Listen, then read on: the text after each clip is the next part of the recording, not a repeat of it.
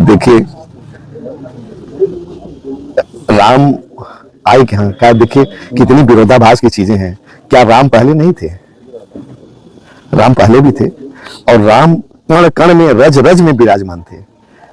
यही राम को लाए। ये केवल एक राजनीतिक पहल है, राजनीतिक चाल है। आप समझिए कि जब मंदिर अपूर्ण था तो थोड़े दिनों बाद भी कर सकते थे। आपको सबको दिखता नहीं कि इसके पीछे राजनीतिक चाल है? हम भी हिंदू हैं, हिंदू धर्म को बढ़ाइए और खूब पूजा पाठ करिए, खूब राम कृष्ण हनुमान सबका दर्शन करिए, लेकिन उसका राजनीतिक लाभ, राजनीतिकरण करने की कोशिश न करिए। सबको दिख रहा है, भले आप बोले या न बोले, सबको दिख रहा है कि ये जो 22 जनवरी को जो रामलला को लाए हैं, ये महज केवल एक राजनीतिक हथियार है। मेरा बयान जो है वो टीवी डिबेट में था कि वो कह रहे थे कि वो सरजू नदी जो है खून से लाल हो गई, हजारों कार सेवक मार दिए गए। तो आप किसी को 20 कार सेवक मरे थे, हालांकि दुर्भाग्य की बात है कि 20 लोग भी मरे थे, लेकिन ऐसा तो करना पड़ता है। माननीय मुलायम सिंह यादव जी ने उसकी अपने शपथ की और रक्षा करने के लिए, लॉ एंड ऑर्डर को रक्षा करने के लिए ऐसा किया जो हर सरकार करती है। और बाबरी मस्जिद टूटने के बाद पूरे विश्व में, पूरी दुनिया में 1700 मंदिर टूटे और एक आंकड़े के अनुसार 70,000 आदमी मारे गए हिंदू अलग अलग देशों में।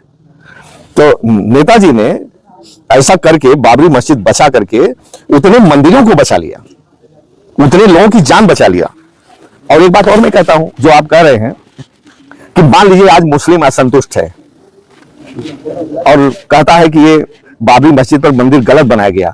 मान लीजिए वो ऐसा प्रयास करते हैं, ऐसा वो एक कोशिश करते हैं कि हजारों लाखों की तादाद में वो भी जैसे बाबरी मस्जिद तोड़ने के लिए लोग गए थे, उसी तरह से अगर मुसलमान भी एक ऐसी कोशिश करे तो क्या आप वो फूलमाला चढ़ाएंगे? क्या करेंगे? सौहार्द बिगाड़ने की बात करें? नहीं, कोई सवाल बिगाड़ने की बात नहीं है। ये तो हमारा ये सवाल है, क्या हम सक्षम है सवाल बिगाड़ने की बात है? FIR करिए।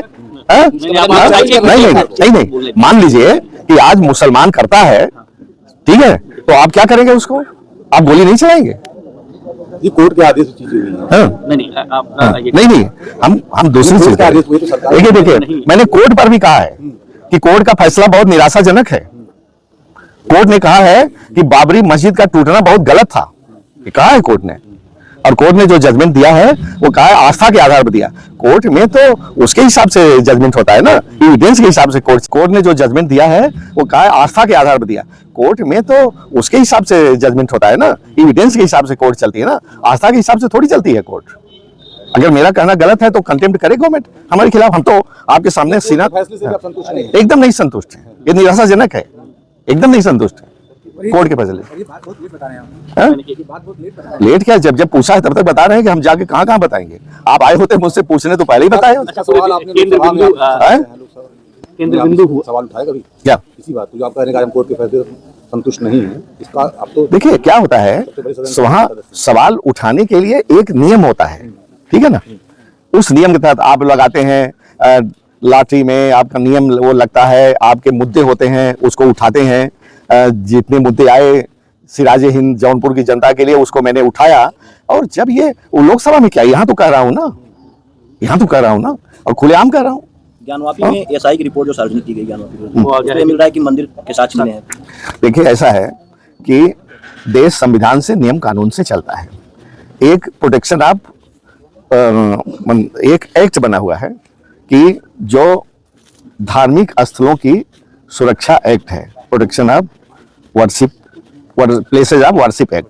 उसमें यह है कि केवल बाबरी मस्जिद को छोड़ करके, क्योंकि बाबरी मस्जिद पहले डिस्प्यूटेड था, उसके बाद किसी भी धार्मिक स्थल को कोई तोड़ा नहीं जाएगा, हटाया नहीं जाएगा और यथा स्थिति बनाई रखी जाएगी। ये अभी भी एक्ट है, मौजूद है। और आप एक्ट को अगर तोड़ मरोड़ना चाहते हैं तो वो करिए भाई।